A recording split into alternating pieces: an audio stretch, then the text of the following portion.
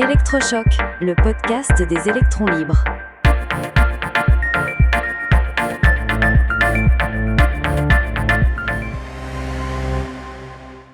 L'arme nucléaire française, un destin européen depuis 1964. Aujourd'hui, nous allons plonger au cœur d'un sujet aussi stratégique que passionnant, la dissuasion nucléaire française et sa place en Europe. Bonjour Max, bonjour à tous. C'est un sujet qui suscite beaucoup de fantasmes et de débats, surtout ces derniers temps. On entend souvent parler d'un possible abandon de notre souveraineté nucléaire au profit de l'Europe. Exactement, Céleste. Et c'est une idée qui agite pas mal le débat public. Mais quand on y regarde de plus près, la réalité est bien plus nuancée et, disons-le, beaucoup plus cohérente. La France ne renonce à rien, bien au contraire. Elle se positionne comme une puissance protectrice pour le continent. C'est le fameux discours prononcé sur la base de l'île Longue, à Brest, qui a remis les choses en perspective. Face à un contexte international tendu, la France a clarifié sa position. La dissuasion nucléaire s'européanise, mais la décision finale reste française. Absolument. Il faut tordre le cou à cette idée que le président français partagerait le bouton nucléaire avec le chancelier allemand ou la présidente de la Commission européenne. Ça n'a jamais été sur la table. La décision d'employer le feu nucléaire est une prérogative exclusive du président de la République. C'est une spécificité française très forte qui est même inscrite dans nos institutions. C'est le général de Gaulle qui a voulu que le président soit élu au suffrage universel direct, justement parce qu'il portait cette responsabilité immense.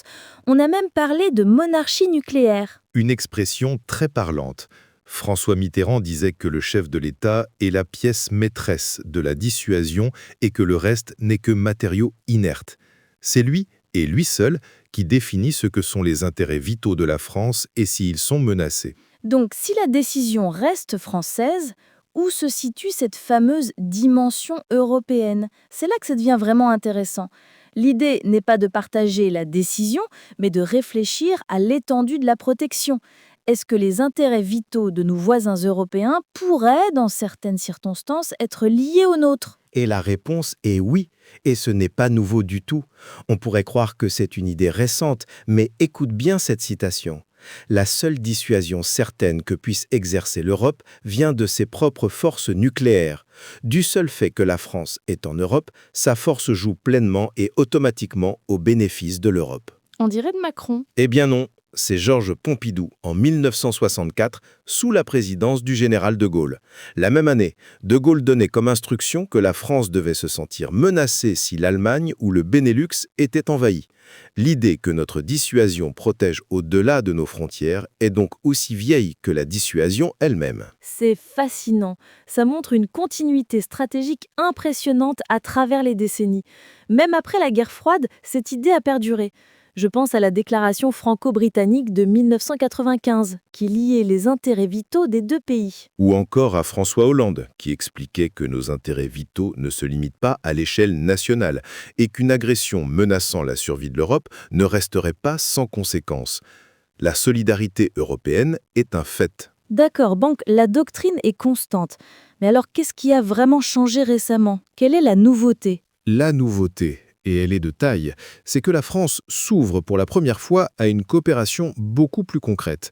Il est question de pouvoir déployer des armes nucléaires dans des pays alliés, et que ces pays puissent participer à la mission de dissuasion avec leurs propres moyens conventionnels. C'est-à-dire ? Par exemple, en fournissant des systèmes de défense aérienne, des dispositifs d'alerte avancés. C'est une proposition de partenariat stratégique. Et ça fonctionne. 8 pays voisins ont déjà répondu présent. On y trouve le Royaume-Uni, la Pologne, les Pays-Bas, la Belgique et même l'Allemagne, ce qui est un signal très positif. C'est une avancée majeure pour la défense européenne. Mais il y a toujours un mais. Est-ce que le nucléaire peut tout faire ? Il ne dissuade pas le terrorisme, par exemple. Et certains craignent que notre arsenal devienne une sorte de ligne Maginot moderne. C'est le point crucial. Le risque, c'est le piège du tout ou rien. Avoir une dissuasion nucléaire crédible, c'est une chose, mais nos forces conventionnelles, nos armées de terre, de l'air, notre marine, doivent suivre le même chemin. C'est-à-dire, soit on ne peut plus se battre faute de moyens, soit on doit imaginer l'arme nucléaire pour une situation qui ne menace pas directement notre survie.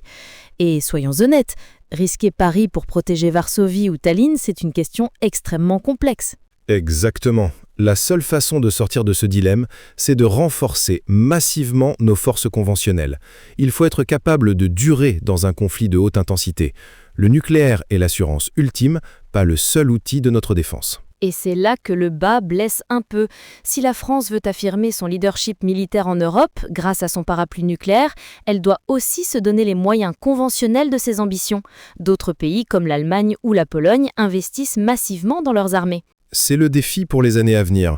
L'extension de notre parapluie nucléaire est une offre stratégique puissante et bienvenue pour l'Europe, mais pour qu'elle soit totalement crédible et pour que la France maintienne son rang, elle doit s'accompagner d'un réinvestissement significatif dans l'ensemble de nos armées. En somme, la France ne brade pas sa souveraineté, elle l'étend et la met au service d'une ambition européenne.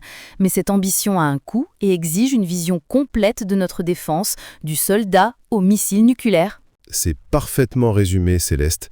Un destin européen qui se construit sur des fondations solides, à la fois nucléaires et conventionnelles. Un sujet que nous continuerons de suivre de très près.